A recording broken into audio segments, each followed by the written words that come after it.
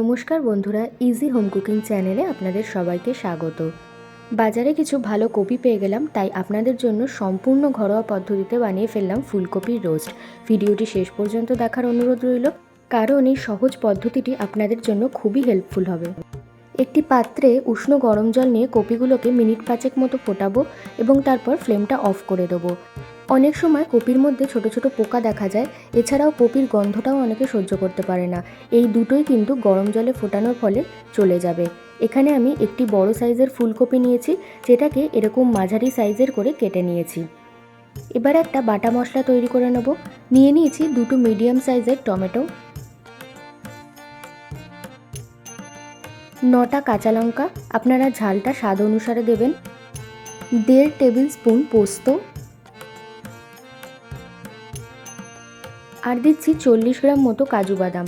কাজু আর পোস্তটা কিন্তু আমি কিছুক্ষণ ভিজিয়ে রেখেছিলাম, তাহলে বাটতে সুবিধা হয়।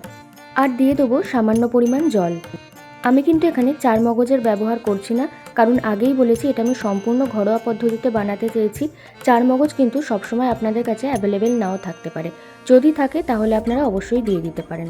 এছাড়া টক দইও ব্যবহার করতে পারেন। আমি টক দইয়ের জায়গায় টমেটো ব্যবহার করেছি, কারণ এটা সবার বাড়িতেই খুব ইজিলি পাওয়া যাবে। একটা ফাইন পেস্ট রেডি হয়ে গেছে। এরপর কড়াইতে 3 টেবিল চামচ সর্ষের তেল গরম করে আমি ভাপানো ফুলকপিগুলোকে 1 মিনিট মতো মিডিয়াম ফ্লেমে হালকা নেড়েচেড়ে ভেজে নেব।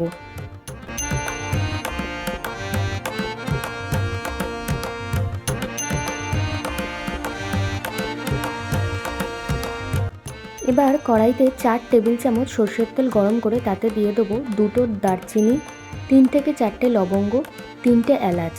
এর সঙ্গে আপনারা চাইলে গোটা জিরে ফোড়নও দিতে পারেন। ফোড়নটা হালকা নাড়াচাড়া করে তার মধ্যে ডাইরেক্ট পেস্টটি দিয়ে দেবো। তার মধ্যে অল্প একটু জল দেবো, মশলাটা যাতে কড়াইতে লেগে না যায়। আমি এখানে মশলা বাটার জলটাই দিয়ে দেবো।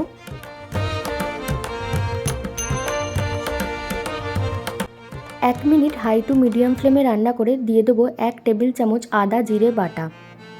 এরপরে দেবো 1/4 টিস্পুন জিরে গুঁড়ো, 1 টিস্পুন নুন, 2 টিস্পুন চিনি। নুন এবং চিনিটা স্বাদ অনুসারে দেবেন।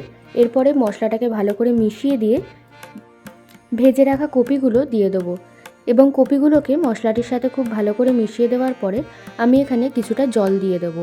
জলটা কিন্তু আপনারা পরিমাণ অনুসারে দেবেন, যতটা পাতলা করতে চান সেই অনুসারে জলটা দেবেন। মিনিট 3 মতো ফোটানোর পরে এতে দেবো ছোট 1 চামচ কাশ্মীরি লঙ্কার গুঁড়ো। আমার কাছে কিছু ফ্রোজেন মটরশুঁটি ছিল, এই পর্যায়ে আমি দিয়ে দিলাম। নর্মাল কড়াইশুঁটি দিলে কিন্তু রান্নার শুরুতেই দিয়ে দেবেন। মিনিট 5 মতো মিডিয়াম টু লো ফ্লেমে রান্না করে 1 চামচ ঘি ছড়িয়ে 2 মিনিট মতো চাপা দিয়ে রাখবো। তাহলেই একদম ঘরোয়া পদ্ধতিতে ফুলকপির রোস্ট রেডি হয়ে যাবে। এটা আপনারা অবশ্যই ট্রাই করবেন। আর অনুষ্ঠান বাড়ির মতন ফুলকপির রোস্টের রেসিপি নিয়ে আমি আপনাদের জন্য আরেকটি ভিডিও নিয়ে আসবো।